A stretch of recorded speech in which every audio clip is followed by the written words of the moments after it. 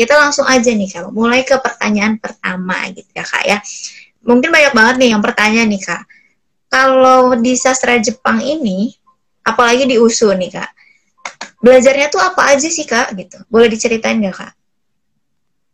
Kalau untuk di sastra Jepang khusus sendiri itu dalam satu 4 tahun selama kuliah itu kan lebih kurang 4 tahun ya kan. Di sastra Jepang USU itu banyak mempelajari ada percakapan kaiwa kan, ada bunpo tata bahasa, ada kebudayaan Jepang, ada sastra maupun pranata. Jadi di sastra Jepang khusus sendiri itu terdapat beberapa 144 SKS sampai 154 SKS yang disediakan mata kuliah di sastra Jepang khusus sendiri. Oke nih, kalau sastra Jepang di USU ini masuknya ke fakultas apa nih Kak? Sastra Jepang USU masuk ke Fakultas Ilmu Budaya. Oke. Oke nih Kak. Nah, tadi juga Kakak udah menjelaskan sedikit nih tentang SKS gitu ya. Boleh nggak nih Kak ceritain tentang lebih lebih jauh gitu ya tentang mata kuliahnya nih Kak. Boleh misalnya ada mata kuliah yang sangat berkesan gitu atau yang paling susah di jurusan sastra Jepang nih Kak, boleh diceritain nih. Kalau kalau menurut saya pribadi kan beda pendapatan dengan beberapa mahasiswa lainnya kan.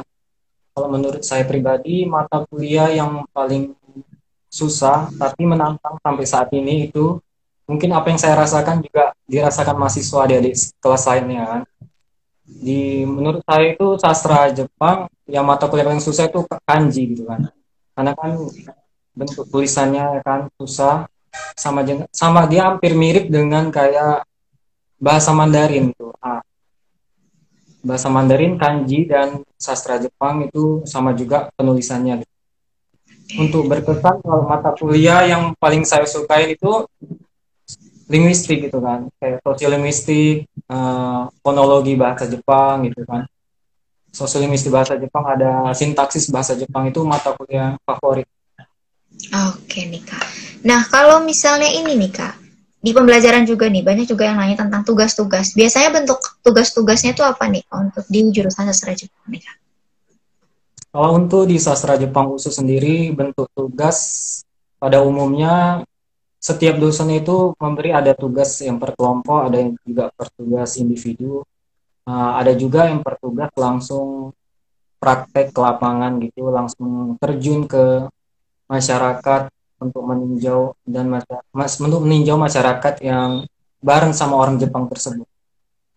Oke, nah itu Kak, ada yang menarik nih Kak, terjun ke lapangan. Nah, boleh diceritain nggak sih Kak, waktu terjun ke lapangan bersama masyarakat Jepangnya atau misalnya seperti apa nih Kak? Bisa dijelasin lebih lanjut nggak nih Kak? Waktu dulu pengalaman saya waktu di semester 5, eh, pengalaman saya waktu pertama kali itu di semester 3 dan semester 5 ya kan. Sebenarnya di setiap semesternya juga setiap mahasiswa sastra Jepang itu diwajibkan untuk terjun ke lapangan praktek langsung gitu kan. Jadi di situ kami didampingi sama beberapa dosen untuk melakukan sepertiga. Jadi kami membawa orang Jepang yang ada di Medan sendiri. Itu kami di sini langsung praktek mengenai. Jadi setiap kelompoknya ada yang individu, ada yang per kelompok itu dari masing-masing dosennya. Jadi dikasih tema itu. Jadi setiap kelompoknya itu atau individunya langsung dikasih tema. Jadi langsung temanya itu berbeda setiap kelompoknya. Jadi apa yang kita bahas itu langsung mengenai wawasan yang ada di Kota Medan. Misalnya kebudayaan masyarakat Kota Medan itu kita kayak langsung percakapan langsung dengan orang Jepang. Terus kita analisis bagaimana masyarakat Kota Medan. Dan kita dalam percakapan itu kita dalam membahas itu kita juga menggunakan bahasa Jepang. Gitu. Jadi langsung bahasa Jepang nggak bahasa Indonesia lagi. Oke, oke tuh. Jadi itu ya teman-teman gambaran untuk praktik ke lapangannya gitu ya. Nah, kalau misalnya ini nih Kak, kebiasaan belajar mahasiswa-mahasiswanya gitu ya, baik di kelas maupun di luar kelas itu seperti apa nih Kak? Boleh diceritain nih Kak? Kebiasaan mahasiswa sastra Jepang di USU yang saya alami selama kuliah di sastra Jepang itu sendiri, biasanya Ya, pada umumnya sama seperti mahasiswa jurusan lainnya, juga beberapa kampus lainnya gitu kan. Eh, Belajar teori di kelas, praktek di kelas gitu, diskusi bersama gitu.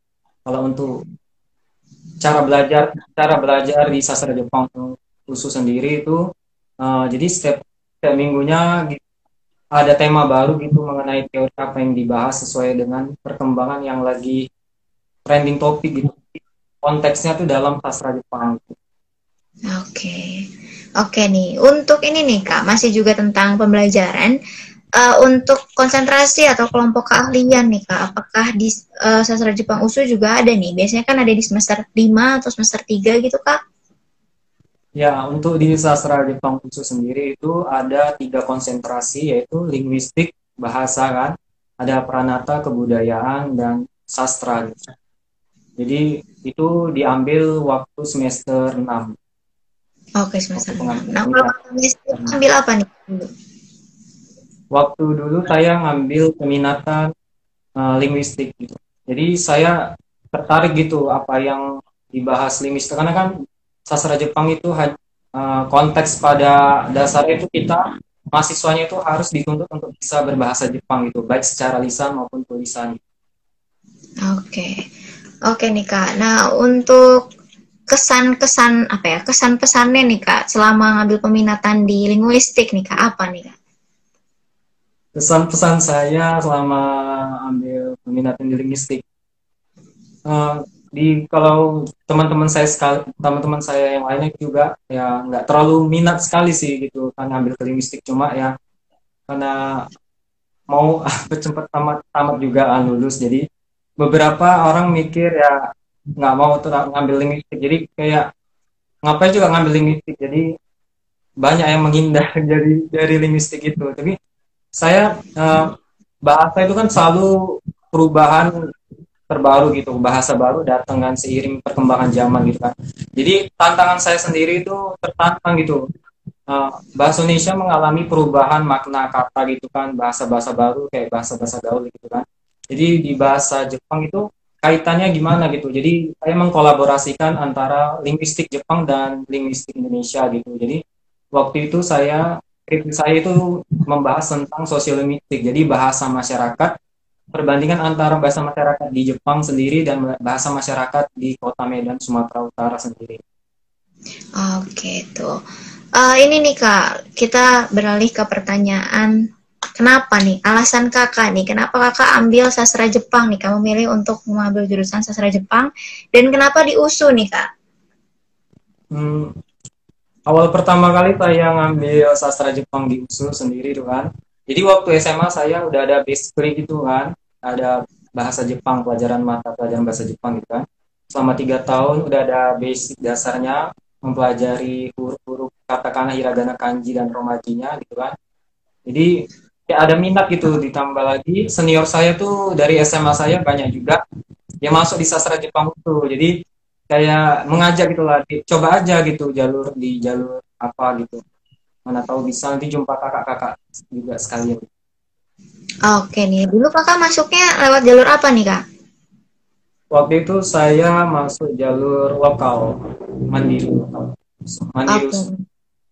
Nah, untuk ini nih Kak, jalur masuk di sastra Jepang USU sendiri boleh diceritain nggak sih Kak, ada berapa jalur masuk? Lalu misalnya, kalau misalnya ada website yang bisa dikunjungi sama adik-adiknya nih, boleh Kak di-sharing di sini nih Kak? Ya, untuk sastra Jepang USU sendiri, bisa adik-adik kalian bisa buka website di www.ac.id kan, www.usu.ac.id. Bisa juga buka di website Sastra Jepang USU, www.sastrajepang.usu.ac.id. Bisa juga buka Instagram USU, official usu.ac.id. Oke tuh teman-teman. Jadi itu bisa dicek ya website-websitenya supaya mereka kalian nggak ketinggalan info atau nggak salah info gitu. Untuk ini nih Kak, ketetatan penerimaannya, ada bocoran informasi nggak sih Kak? Berapa persen misalnya nih Kak? Untuk keketatan dari program Sastra Jepang USU sendiri itu, uh, ya tiap tahun berbeda tuh, tergantung dari jumlah peminatnya dan daya tampungnya juga sendiri. Kalau untuk jalur SNMPTN atau jalur undangan itu penerimaan kuota yang sastra Jepang di USU sendiri itu sekitar 20%, 25% itu. Jadi 20% sampai 25% itu sekitar 15 atau 20 mahasiswa yang diterima. Kalau untuk SBMPTN sendiri itu USU untuk sastra Jepang USU sendiri itu sekitar 50% gitu. Jadi sisanya 30% itu untuk jalur mandiri. Untuk SBMPTN itu sekitar terima mahasiswa sastra Jepang khusus sendiri menerima 50 mahasiswa sampai 70 mahasiswa. Untuk jalur mandirinya sendiri 10 orang atau 5 orang itulah. Oke, tuh teman-teman, itu kayak gambaran aja ya kak ya, dari ketepatan atau penerimaan mahasiswa di jurusan sastra Jepang di USU gitu ya. Nah ini juga nih, teman-teman di sini pasti selalu bertanya sih tentang prospek kerja nih kak. Prospek kerja dari jurusan sastra Jepang itu kemana aja nih kak? Sektor mana aja sih kak gitu? Lalu misalnya apakah ada cerita misalnya alumninya kerja di mana gitu kak? Boleh di-sharing nih kak sama kita. Ya, untuk sastra Jepang khusus sendiri juga sama pada umumnya juga jurusan sastra Jepang di PTN yang lainnya ada di Indonesia gitu kan. Jadi konteks dari sastra Jepang itu kan bahasa gitu kan. Jadi yang menjadi peranan utama dalam prospek karir dari jurusan sastra Jepang USU itu yaitu menjadi di dunia pendidikan, yaitu menjadi guru bahasa Jepang itu. Bisa juga di sektor perusahaan multinasional dan nasional gitu kan. Jadi kayak penerbangan bidang komunikasi, interpreter, uh, jurnalistik, bisa jadi dosen juga, bisa bisa kerja di perusahaan luar negeri juga, khususnya di Jepang sendiri gitu. Kalau untuk pengalaman saya sendiri, setahu saya untuk di jurusan sastra Jepang khusus sendiri dari kakak-kakak cutting sebelumnya kan, itu banyak bekerja di guru bahasa Jepang yang ada di SMA yang ada di Kota Medan. Juga ada yang juga lanjut studi di S2 di UI UGM di Pulau Jawa kan, ada juga di Jepang sendiri gitu. Ada juga kerja di bidang televisi gitu kan, jadi wartawan juga, dan juga di maskapai penerbangan juga, travel alumni dari sastra Jepang khusus sendiri banyak bekerja di sana semua. Oke tuh teman-teman. Jadi prospek kerjanya luas gitu ya. Jadi tidak terlalu mengukung kalau misalnya nanti biasanya kan ada pemikiran kalau sastra nantinya jadi translator doang gitu ya. Kayak nggak seperti itu ya, kayak banyak sekali gitu. Nah ini nih kak, karena kakak juga udah lulus nih kak, mungkin boleh nih di-sharing sama kita rencananya nih setelah lulus ini apa nih kak? Rencana atau harapan nih, jangka pendek atau jangka panjang, boleh nih kak di-sharing sama kita. Harapan saya untuk saya pribadi, harapan jangka pendeknya itu saya pengen lanjut S2 yang berhubungan langsung dengan lanjut S2 yang ada di Indonesia.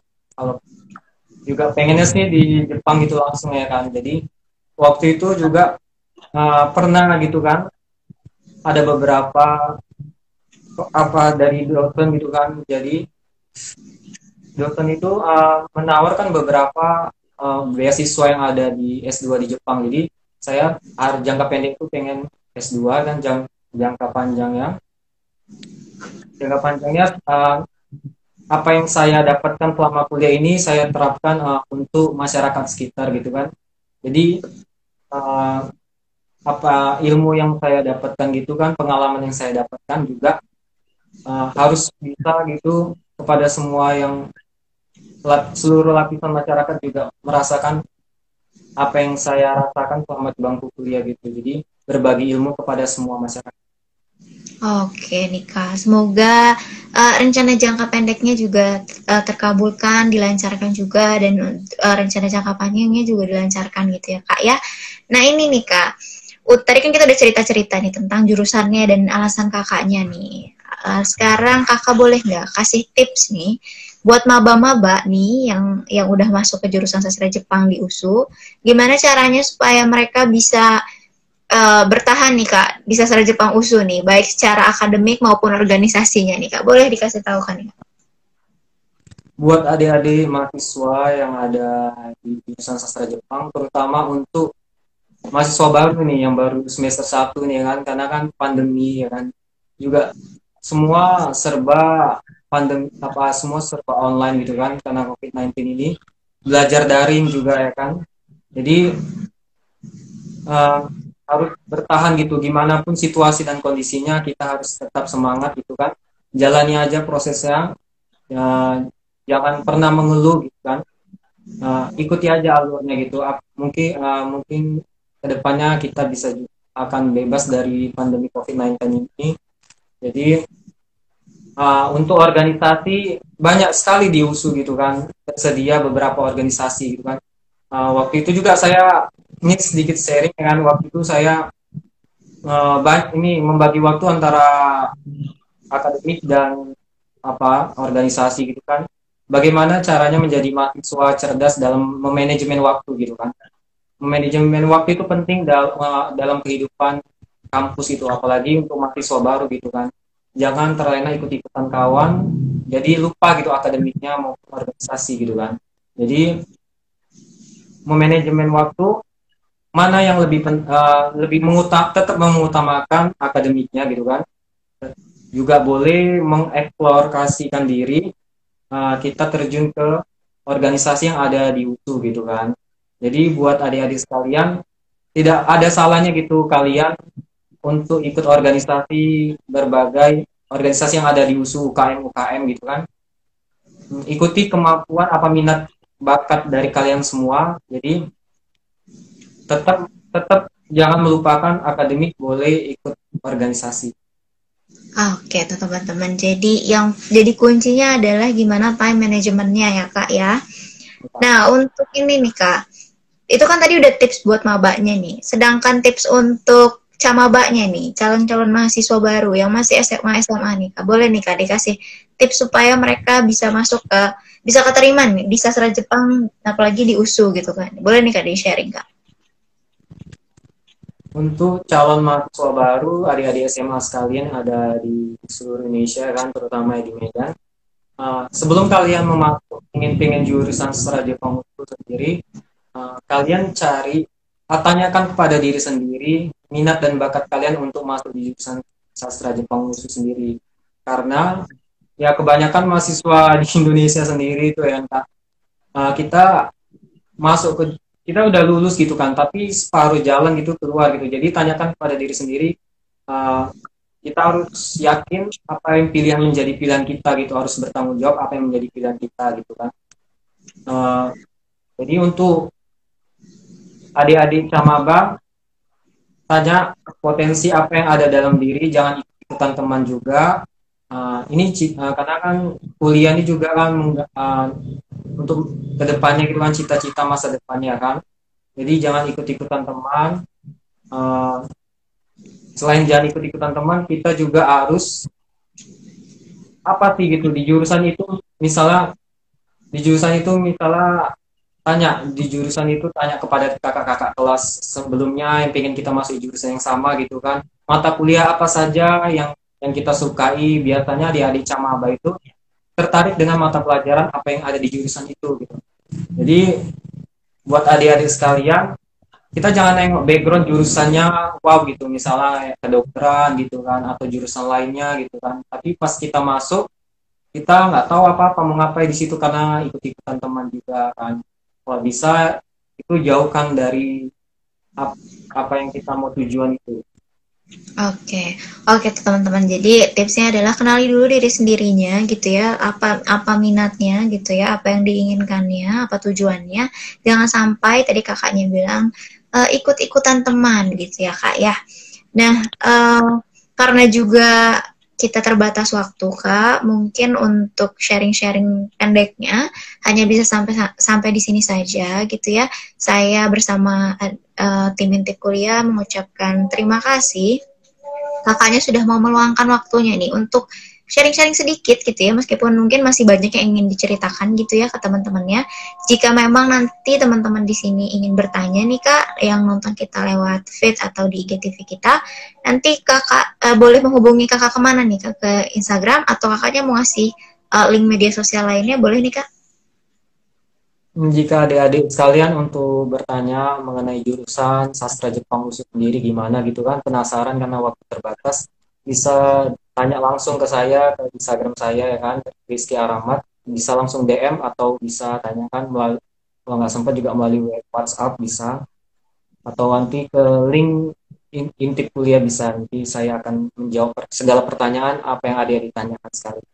Oke tuh teman-teman, jadi katanya bisa nih kalau misalnya nanti kalian ada pertanyaan nih tentang sastra Jepang USU yang hari ini belum bisa sempat bertanya, nanti bisa langsung ke username kakaknya nih di IG di @rizkyrahmat kakak ya. Dan nanti kalau misalnya kalian ingin bertanya lewat WhatsApp langsung, bisa lewat artikel kami dan langsung dihubungkan ke kakaknya gitu. Nah, mungkin segitu dulu Kak untuk sesi kedua ini ngobrol-ngobrolannya. Saya sekali lagi mengucapkan terima kasih kakaknya sudah meluangkan waktu. Saya Admin Jehan pamit Kak. Selamat malam. Wassalamualaikum warahmatullahi wabarakatuh. Waalaikumsalam warahmatullahi wabarakatuh.